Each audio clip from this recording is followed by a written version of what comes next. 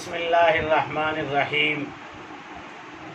صحافت کی 40 سالہ تجربات، اس کے مشاہدات اور معاملے کو بڑی باریک بینی سے دیکھ کر قوم تک اس کا عطر اور نچوڑ پہنچانے والا، بے باک نڈر اور باطل کی آنکھ میں آنکھ ڈال کر بات کرنے والا صحافی، اللہ اکبر، مولانا بلال بجرولوی، جو ہمارے اکابر کے بڑے منظور نظر اور صحافت کی دنیا کا ایک بہت معتبر بلال بجرولوی صاحب، جو صحافت کا مستند نام ہے، ان کے ذریعے سے سوشل انڈیا نیوز کے نام سے ایک حق کی آواز، حق کی پکار اور اس گندی صحافت کے دور میں ایک چمکتا ستارہ بن کر ابھرا ہے۔ میری تائید، میرے جسم و جان، میری ہر ممکن اعانت حضرت مولانا کے ساتھ ہے۔